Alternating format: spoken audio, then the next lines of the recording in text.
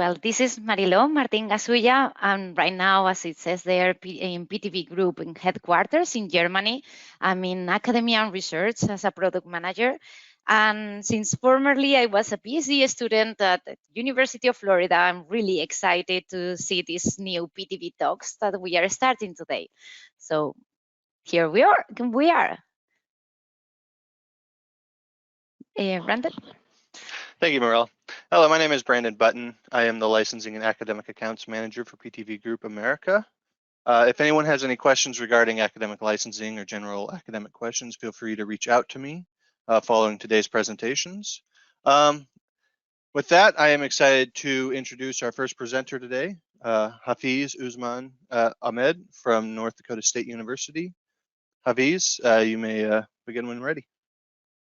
Okay, all good. So can you see my screen? Yes. Okay, so thank you, Brendan. So hi guys, today's presentation topic is sensitivity study of driving behavior for autonomous and connected vehicles using microsimulation tool. My name is Hafiz Usman Ahmed. I am currently a graduate research assistant and a master's student at Civil Environmental Engineering, North Dakota State University. A quick introduction about me. I am professionally associated with the field of travel demand modeling and microsimulation modeling, and I do have interest towards autonomous and connected vehicles modeling for. So my advisor is Dr. Ying Huang. She is an associate professor at Civil and Environmental Engineering at North Dakota State University. So let's introduce the topic for what are the benefits that we expect from the vehicle automations and the infrastructure automation. It is expected that the end user benefits we will get in terms of traffic congestions, fuel consumption, and also we will get driver safety, enhanced mobility, and also reduction in the driver's fatigue levels or the stresses. It is expected that the autonomous vehicles, which is AVs, and connected autonomous vehicles, CAVs, are expected to improve traffic flow and safety. And by means of traffic flow, it means that increasing the capacity, reducing the delays, and reducing the number of crashes, conflicts, and like that. So it is expected that the self-driving cars will require several years to completely penetrate the local traffic market. So therefore, it is important to investigate the impacts of the mixed traffic. So by means of mixed traffic, it means that the automatic cars and the conventional cars that is driven by the human drivers. So what is the objective and methodology of the study? First is to conduct a sensitivity study of the car following model, which is the VDMAN 99 model, and AV ready options. I will explain it later that what does the AV ready option means for the CAVs and AVs using different market penetration rates. So part of the study is to develop a new mathematical model, actually a car following logic, which we are calling it as a CACFM, which is the cumulative anticipative car following model for automatic cars. And then once the proposed model is developed, we use that model, like the mathematical model and the existing car following logics. W99 here means the VDMAN 99 model, and ACC and CACC are famous car following logics that is used by different researchers for modeling the autonomous and the connected vehicles. So ACC is adaptive cruise control, and CACC is just an extension of ACC, which is the cooperative adaptive cruise controls. So we take all these models and we model that in the Vissim APIs. So Vissim API is application programming interfaces, and it includes COM interfaces, driver model DLL, and different things. So as a case study, we have a single lane network, multi-lane network, and then once we develop the network, we estimate the capacity using the effective evaluation configurations that is provided by the Vissim, and as safety is done through the SSAM. SSAM is a safety surrogate assessment model which is developed by the Federal Highway Authority in USA that is used to compute the safety benefits of any network. Connected technologies and ADAS. So ADAS is Advanced Driver Assistance System, and connected technologies we consider V2V communication, V2I communication. Here V2V means vehicle to vehicle communications. So in a case that two vehicles can communicate with each other, they can pass their information like speed, velocity, headway. So it helps in increasing the safety benefits and other things. V2I communication is a vehicle when communicate with infrastructure. So vehicle to infrastructure. A vehicle can communicate with the roadside units like for example, a traffic signal or the sensor that is embedded in the roads. I-to-I communication is infrastructure to infrastructure communications. So two traffic signals can communicate with each other, and they can share the status of traffic lights and other things. So, and what does that ADAS means? It actually supports a driver in terms of performing the different driving tasks, and then in general it provides convenience, efficiency, and improving overall driver experience. As we know that today automobile industry are producing cars that are equipped with several advanced technologies like cruise controls, blind spot detections, lane departure warnings, and others. So a short introduction about the ACC and CACC. Let's consider the ACC. So it talks about the communication of two vehicles. So the follower vehicle can get the speed and headway of the leading vehicle, and what it helps? It helps that the follower vehicle can adjust the speed and safe gap. So concludingly, they can move on a same speed. CACC, which I just explained, that is an extension of ACC. It forms platoons. And what is a platoon? Is like a stream of car in which one is a leader and other are just the follower. So the leader dictates the information like what speed to move on, what headway you should keep, so like that. And it's done by the V2V communication. Background and the need of research. As we know that car following models are developed to car following models actually defines the behavior of a driver and how it interacts with other vehicles longitudinally. So there are some famous models which you know that GHR, safety distance, psychophysical, and OVM and IDM. So Vissim uses a psychophysical car following model, which is the VDMan 99 and 74. Summary, so these models are built to replicate the driving behavior of humans, which is good. But in terms of shortcomings in the context of the AVs and the CAVs, these models were originally developed for the human drivers and not for the future automatic cars. So they are not built by means of to conduct the multiple communication or multiple vehicle communication. So in the contrast, the advanced driver assistant car following logics, which is I just defined ACC and CAC and other multiple multi-anticipative car following logics, these are developed to conduct effective V2V communication. So they take the real-time traffic data is recorded by other vehicles, which is the surrounding vehicles, and they use them. But anyhow, they use without filtering for the optimum values. And the control of change of acceleration is based on the actual values without considering the desired values. Important in case of unusual condition. What does that mean? It will be explained in the next slide, that why it is important to consider both the actual values and desired values, and then decide which one is more optimal for the current situation. So what is the proposed CA-CFM car following logic? Key facts are, again, it uses a real-time traffic data for the multiple vehicles, but using the V2I system, which is vehicle to infrastructure system. And for example, it takes the data from the sensor that is embedded on the roadways. And then the model is an extended form of CACC car following logics, which considers the multi-anticipative car following techniques. Here, the target car, I mean that the car that is equipped with the CACFM car following logic, it uses the optimal data from all other conventional vehicles. Now, this point is important. As you see the ACC and CACC, it is important that all the vehicles that is using the CACC technology should have that equipment or should have that following logic built in that. But in our model, we are not saying that the other cars, which is the conventional vehicles, should have this CACFM car following logic should be built in, because we are getting the data from the V2Y system and not from the V2V system. So it doesn't matter whether it's a conventional vehicle or it's an automatic car.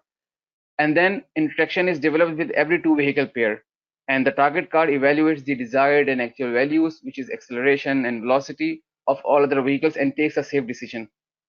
So let's consider there is a traffic stream of 10 cars. So the vehicle in the downstream gets an incident. So the following vehicle needs to communicate with all the vehicles, because then you can decide that what is safer. And then it is important to consider what is the desired values and what is the actual values. In case of unusual conditions, it is safer to use the desired values, not the actual values, and then the car decides whether how to keep the safe distance or change a lane and etc. Why choose PTV Vism? I'm already more than 8 minutes, so I just quickly go through these things. PTV Vism provides different options like external driver model, developing through APIs, calibration of existing car following model parameters, effective evaluation techniques. As I told you, it has different options that you can use to evaluate the capacity and safety. Built-in features for AVs, which is one of the greatest tool that is provided by the Vissim. So you don't need to do so much coding and so much scripting. Already they have provided some options.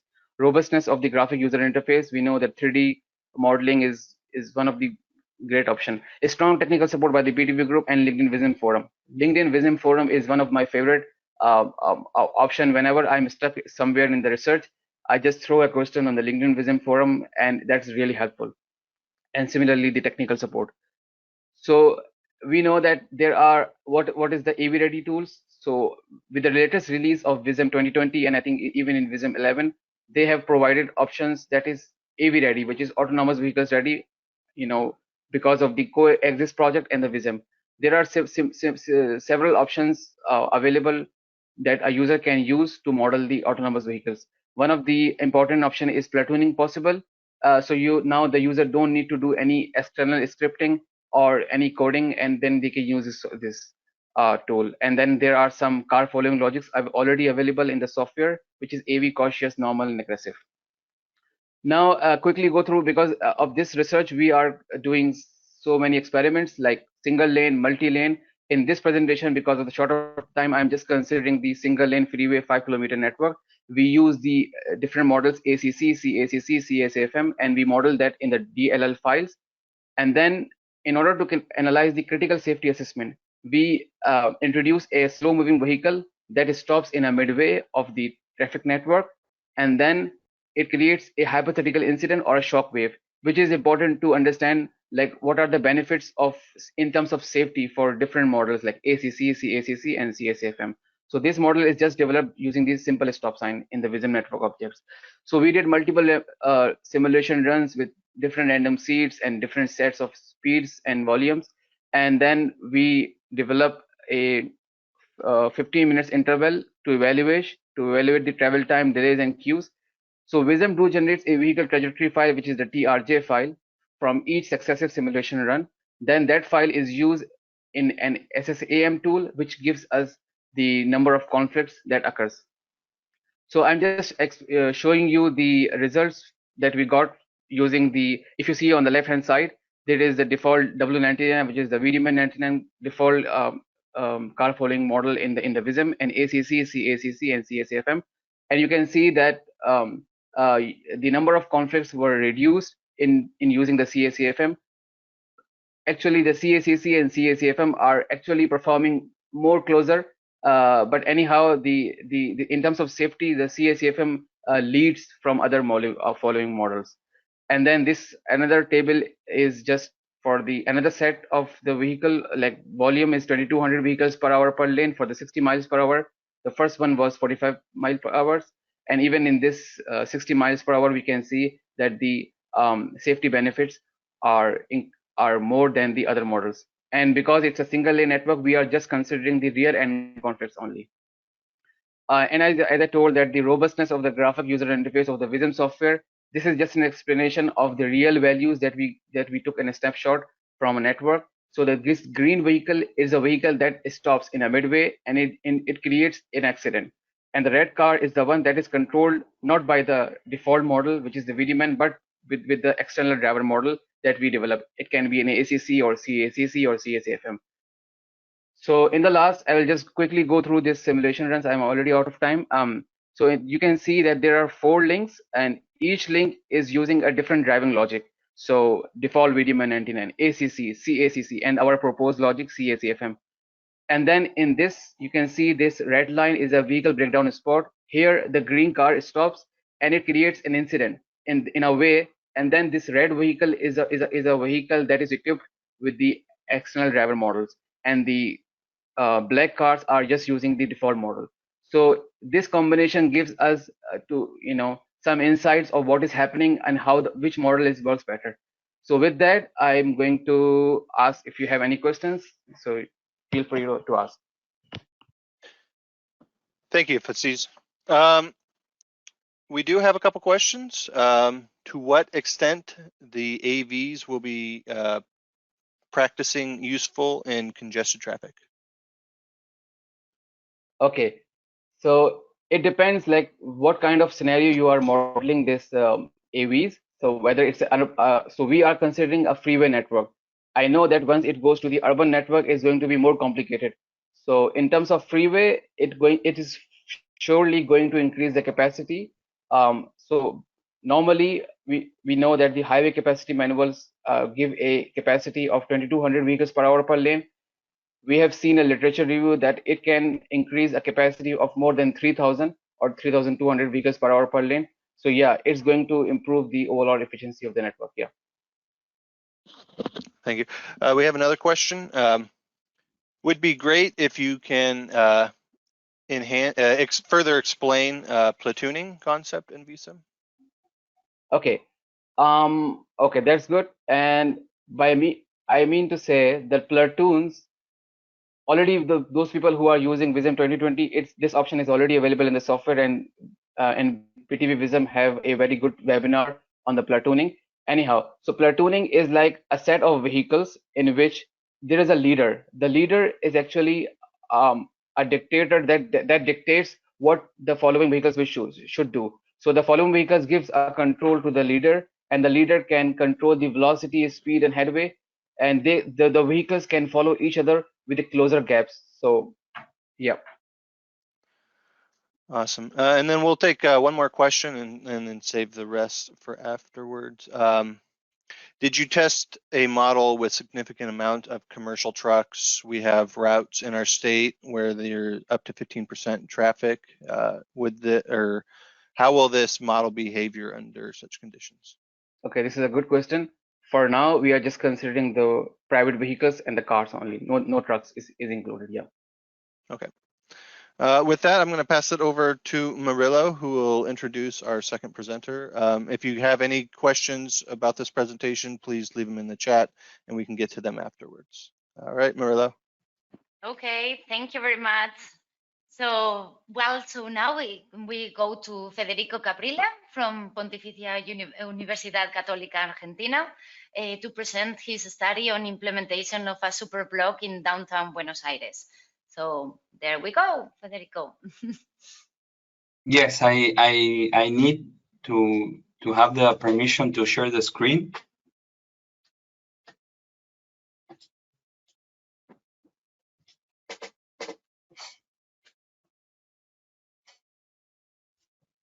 There we go.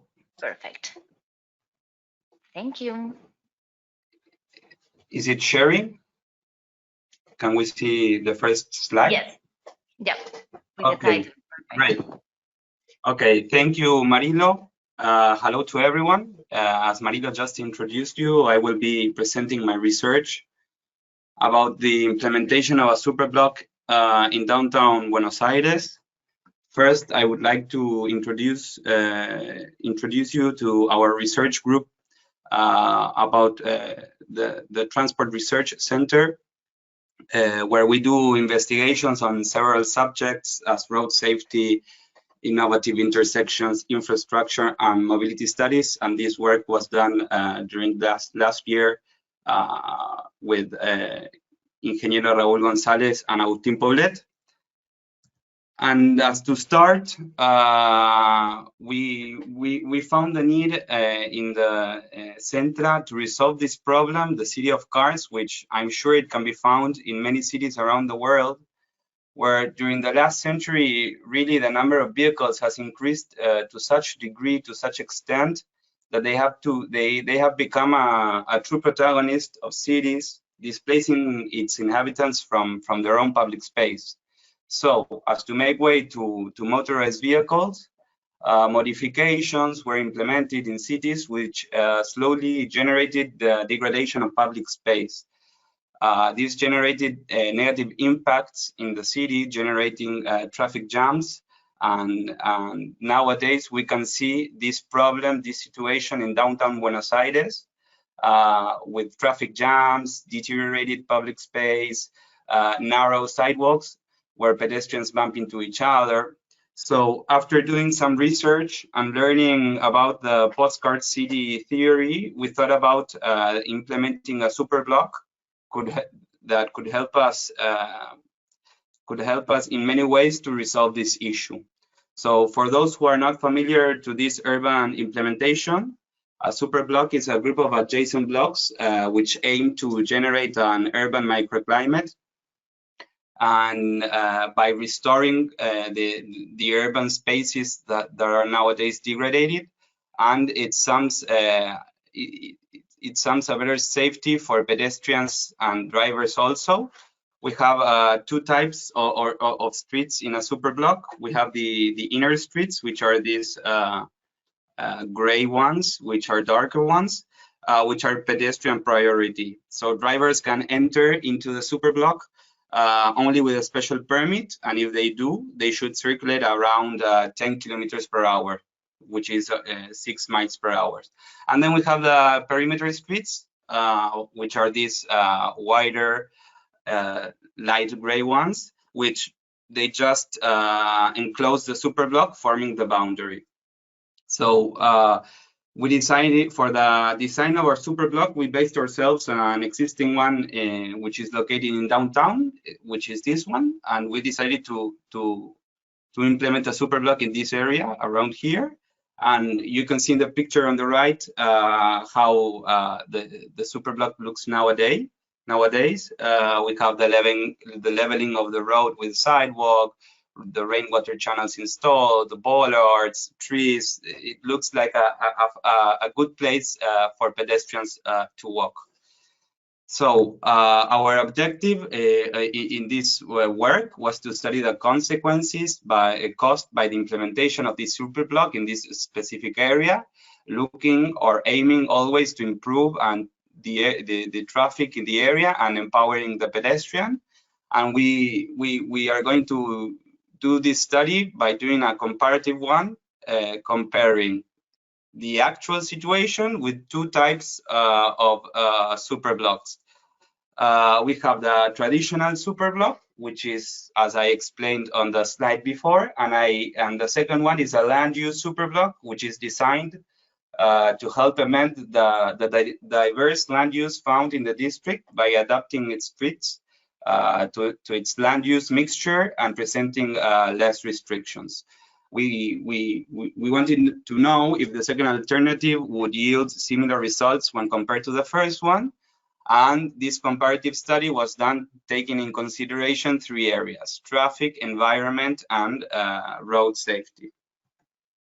So for us you to have an idea of how was that we modeled these superblocks in PTV Vissim. This network was comprised by 60 intersections, which meant a really big challenge to us. All intersections included traffic lights, and all vehicles which interacted in a network were adjusted to standard measurements.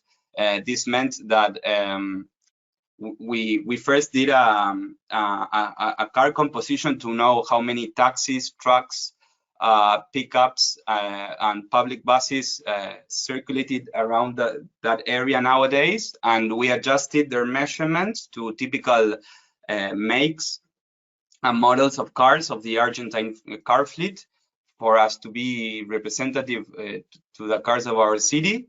And also different parameters were changed to represent in the best way the city drivers' behavior, taking in consideration the Weidemann 74 theory, because it's not the same a driver from the States than from Germany, than from the Americas or Asia. So we changed those parameters in order to represent in best way the city's driver behavior. And also we needed to include 25 bus lines and 14 bus stops. And in order to do our evaluation, we decided to include 13 nodes in order to have our indicators. These are the indicators that we used in our comparative study. The ones from the left, which are the ones from traffic and environment, were given by the PTV Vissim program software, and the road safety ones were taken from a surrogate safety assessment model. And for here you can see Here you can see the actual situation, narrow sidewalks with a lot of pedestrians, buses really passing by. Those pedestrians are not really a happy place to walk and to pass by. On the right side, you can see the simulation we did on the PTV Vissim. And next, we can see the simulation we did on the traditional Superblock. Drivers can enter here only with a permit, with a specific permit. The maximum speed was 10 kilometers per hour. The traffic lights on the internal intersections were removed because of the low speed the cars were traveling and the low vehicles flows, the low traffic flows we had. It wasn't necessary to include a traffic lights. Some streetways needed to be changed really to improve the circulation inside the Superblock. And of course, public transport needed to be reorganized in order not to pass by through the Superblock. It needed to surround, in all cases, the Superblock, not to enter. And then we did a simulation on the land use Superblock, which was the second alternative. The main change here is that we did an adaptation to land use. We found different land uses in this area, streets that had mainly offices, streets that were mainly commercial and residential. Streets that were offices were implemented by including a pedestrian priority streets. Commercial streets were changed to pedestrian only streets, meaning no cars, and residential areas were pedestrian priority streets as well.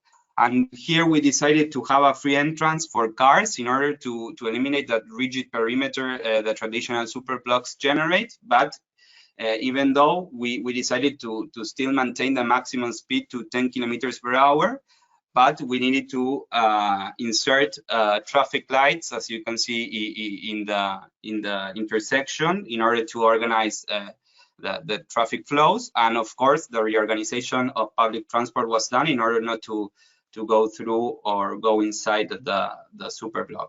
So as to have a summary of the indicators that we've got here, we have a summary table for you to have a quick glance. After doing 10 simulations with 10 different seats each, let's say 30 simulations in total, we did an average on each indicator. And here we can see the internal nodes, the perimeter nodes, and the external nodes. And in this case, we have the traditional Superblock, and in this lower row we have the land use Superblock, and we can see clearly that the traditional Superblock generates improvements in the insides but worsening in the perimeter, while the land use Superblock doesn't present really a pattern. So as a final conclusion, we had the traditional Superblock with a rigid structure and the land use one, which have a permeable structure. After doing some evaluations with the indicators and doing some data analysis, we decided that the traditional Superblock would be the best implementation for that area. And once we chose the traditional Superblock to implement in the area, we needed to do a traffic flow reduction study in order to know how can this Superblock, accompanied by public policies that aim to discourage the use of motorized vehicles, how can they reduce it? So after doing some study on the net level of service of the area in general, we can conclude that the traditional Superblock can reduce traffic flows in that area in order of 12 or 13% of reduction. So thank you very much for your attention. You can have my email if you wish to contact me, and now we're open to questions. Thank you very much. Thank you, Federico. All right, so we have a couple questions. Okay. In regards to, oh, it's scrolling away from me. 1 sec. All right, here we go. In regards to the Superblock, apart from the 10 km/h speed limit that will be imposed on vehicles permitted to enter, what about zero tailpipe emissions to encourage a much more livable space for all in the area? Sorry, zero type emissions? I'm sorry, I didn't. Yeah, zero tailpipe emissions to encourage a much more livable space in the area. Yes, of course, that would be a very good implementation that could be included in our study. Another question we have is, what are the traffic light timings like in the Superblock, and what do you propose to improve it to make it safer and better for pedestrians? Yes, the cycles that were included inside the Superblock maintained the previous cycles, taking in consideration that we didn't want it to interfere with that. Traffic lights where we went improving the simulation when we could get better results, and those adjustments were made to have the best results possible. I think that traffic light cycles, in those cases, taking in consideration that cars and vehicles need to circulate at a very low speed, they do not need to be very short, but long as to let cars pass by through. All right. Another question. Is there a reason why your simulation does not show pedestrians traversing the intersection? Pedestrians have a significant impact on traffic flow, thus affecting the levels of service. Yes, of course. We had the desire of implementing pedestrians on the simulation, but it really was a very big area to encounter. And also we had certain limitations with the licensing. We couldn't include so much pedestrians on our license, so we decided to, in order not to give vague results, to leave them apart and only study the traffic interactions. All right, and the final question. To prevent such congestion and worsening air quality, several governments are now going to implement the road diet, thus supporting the bicycle lane. Is that possible? Yes, that is possible. Actually, the city also has a big amount of bicycle lanes inside the Superblocks, and actually on that zone in specific, there was some bicycle lanes that we decided to include there.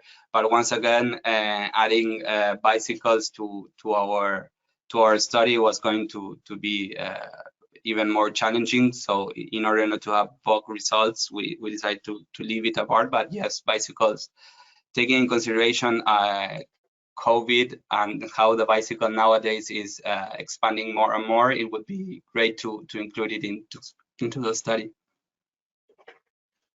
All right, thank you, Federico. All right, I'm excited to introduce our final presenter today, Fernando Cordero from Auburn University. One second, let me make him presenter.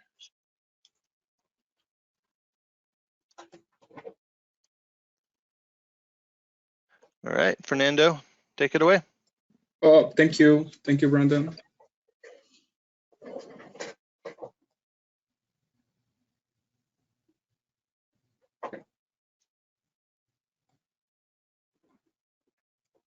Okay, so the title of this research is comparing a Vissim-based simulation tool and a regression model to forecast intersection crash rates in Alabama. My name is Fernando. I'm a PhD student at Auburn University.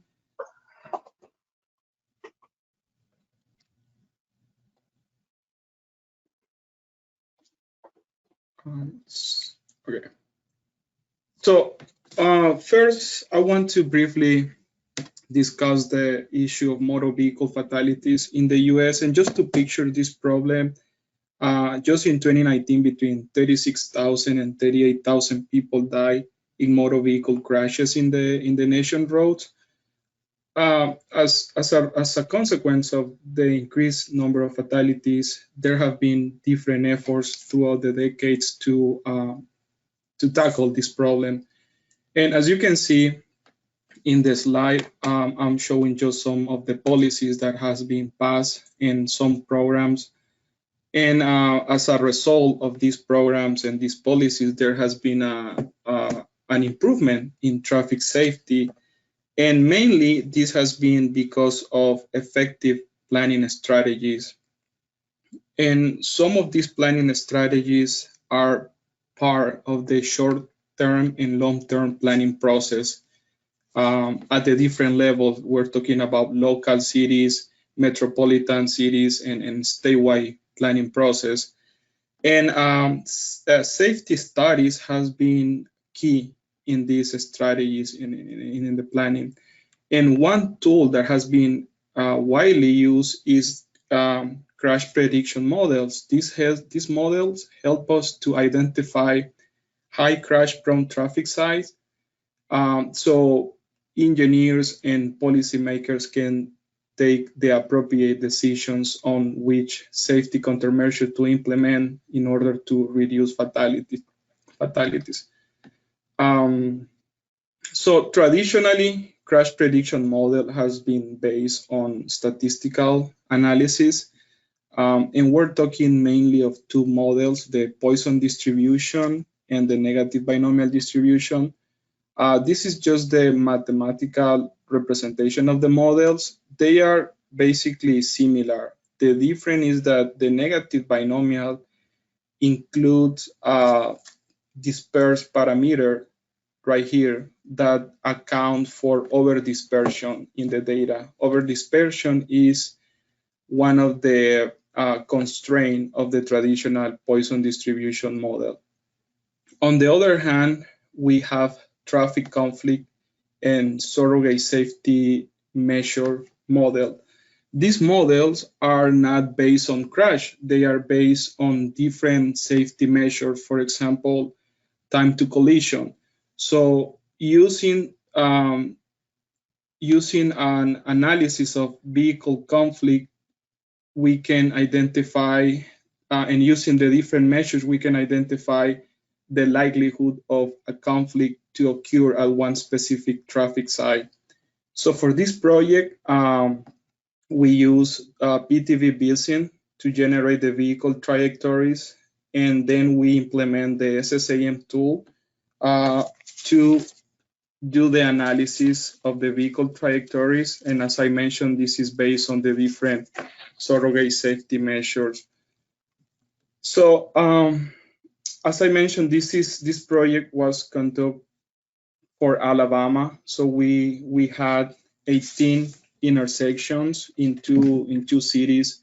On the left, we have the city of Montgomery, Alabama, and right here we have the city of Auburn, Alabama. And we use a classification to on the intersection. So we use complex and simple categories, and this corresponds to the volumes of traffic and how big the intersection is in terms of the geometry. Not surprising, we observe that in Montgomery, most of the intersections are complex. Montgomery is a bigger city, has more traffic volumes.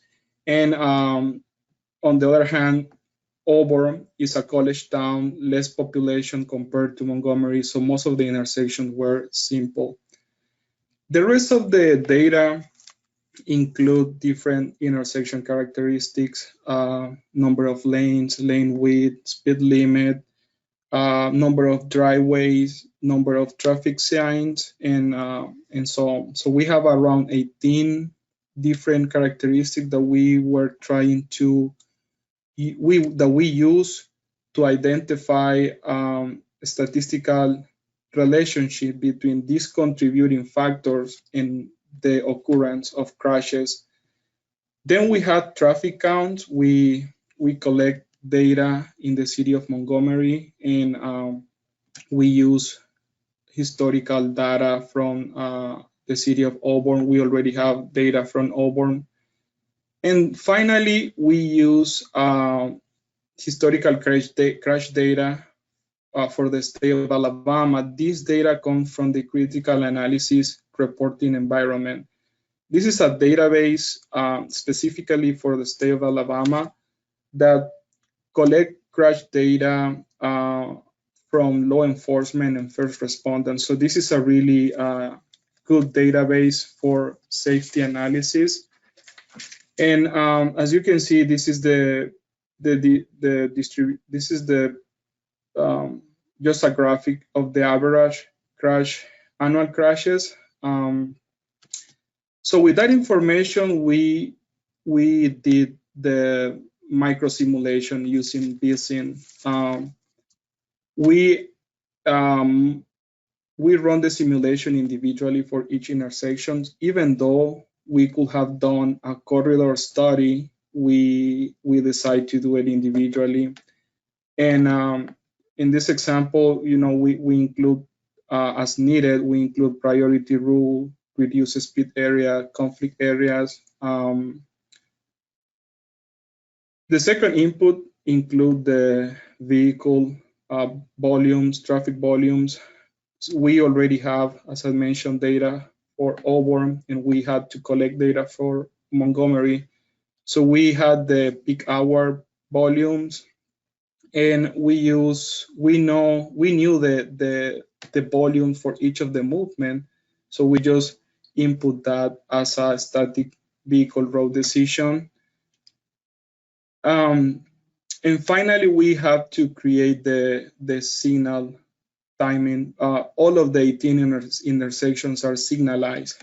However, and I want to highlight this, we have some issues to collect specific and detailed data of all of the intersections. So we have to do a more general analysis. So as you can see, we use like general cycle times. The signal group were very basic.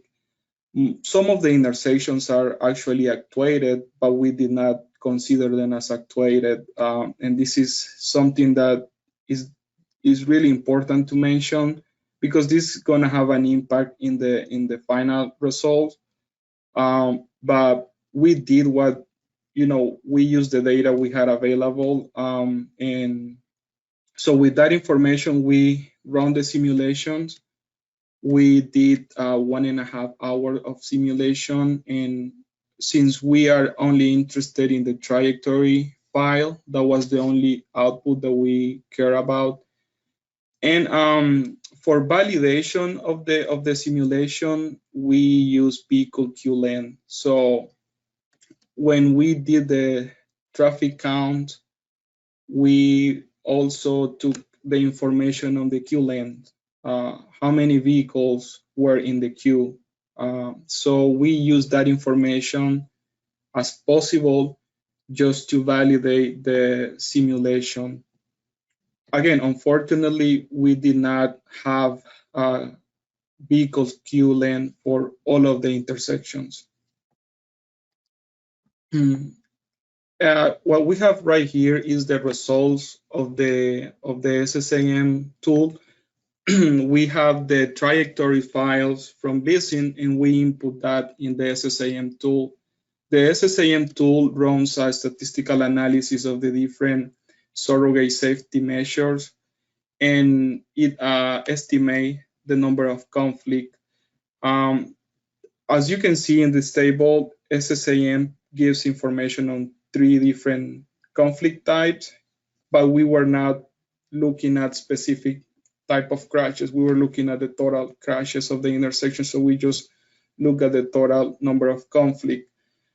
Now, also we have 2 equations right here. These equations correlate the number of conflict at the intersection with the annual number of crashes. So we can use these 2 equations with the number of conflict to estimate the crashes. We also run the regression analysis. As I mentioned, we use the negative binomial just because this regression model has a better performance because it accounts for over dispersion in the data. And we have around 16, 18 different characteristics. So we did different models. Within the regression analysis, we did different models. That means that each model had a different set of variables. And we compare these results for each of the models in terms of log likelihood, in terms of the Bayesian information criterion. So we have some parameters to compare this model, and therefore we could choose the best one. And this model right here is the one that had the best performance. As you can see, we found 3 of the characteristics that are significant to the model: speed limit in the intersection, number of right turn lanes in the minor approach, and also the number of lanes in the minor approach. Again, with these coefficients, we can estimate the number of crashes at the intersection. So that's what we did. And this figure right here compares the result from the different models. We're talking about the 2 equations from the Vissim and SSAM model and the regression analysis. And we compare that with the observed number of crashes that we have from CARE dataset. As you can see, this portion of the intersections, they have a really good performance. And on the other hand, this portion had they over predict the number of crashes. And that's not a coincidence because many factors were involved in these results. First of all, this corresponds to most of the complex intersections. So these were more difficult intersections to simulate in terms of the number of vehicle volumes, the signal timing, and this corresponds to simple intersection. They were more urban, less traffic. But even though we can see that the SSAM and the Vissim approach, actually those are really good work in estimating crashes at some of the intersections. So the conclusions of our work are more like a recommendation for traffic engineers in the state of Alabama, because we want to provide them with insight on which approach to take when they have different situations. For example, if they have access to detailed information of the intersection, and we're talking about volumes, signal time. So in that case, Vissim is the best way to go. Also, if they want to look at the performance of the intersection after implementing a specific safety countermeasure. Also, when there's no access to historical crash data, which is a common problem for traffic engineers and transportation agencies. So in that case, Vissim is also a good approach. And we did not apply this, but Vissim is a best approach when you have a corridor studies, because you can include the behavior of previous and of the intersections in the corridor. And finally, the regression model is really useful when you want to do a quick analysis of individual site. So with that, I would like to acknowledge Dr. Jeffrey Lamondia. He's my academic advisor at Auburn University, Dr. Roche, who provide us with the traffic count for the city of Auburn, and the research team, Mitch, Jacob, Alex, and Nacha. They help us also with collecting the traffic count data. So with that, I would like to move on to the questions. Thank you, Fernando, for your presentation. We do have a couple questions. The first one is, did you consider a warm-up period for your simulation? Yes, so we did 1.5 hour of simulation. We did 1.5 hour of simulation. So the first 30 minutes of the simulation were used as a warm-up period. Thank you. The next question, did you consider negative binomial zero inflated models? Also, was the analysis in SSAM done for the whole network or just for some areas within the intersection buffer zone? Yeah, so we did not include the inflate zero negative binomial. We use just the gamma distribution negative binomial. And we did not include like corridor. The analysis, we just analyze individual intersections. Thank you. And then another question, what is the difference between major and minor approaches? I'm afraid I didn't understand this part. Yeah, so since we are looking at the intersection as a whole, you're gonna have a major road that is gonna be the one with higher volumes of traffic, and the minor road is gonna be the one usually with less volume compared to the major. So it's just based usually in traffic volumes, or is based on how many lanes there are in each of the approach. Let's say southbound, northbound approach against the east-westbound approach. Thank you. And our final question, what recommendations or improvements would you make or suggest from the results your model generates? Great question. So some of the recommendations is that Vissim and SSAM is showed to be a very accurate model, but you need to include as many detailed information as possible. So that's one of the recommendations, that if you want to run this type of approach, make sure that you're gonna have as much detailed information as possible. Also, there are gonna be specific situations. If you want to, for example, focus on safety countermeasure, the implementation of a safety countermeasure, then you can take a Vissim-based model approach instead of a regression, for example. So basically, it depends on the situation, on the scenario, the information that you have. That's gonna dictate which of the model better fit to your project. All right, thank you. With that, we conclude our Q&A session. I want to thank the presenters personally. This was really cool and informative.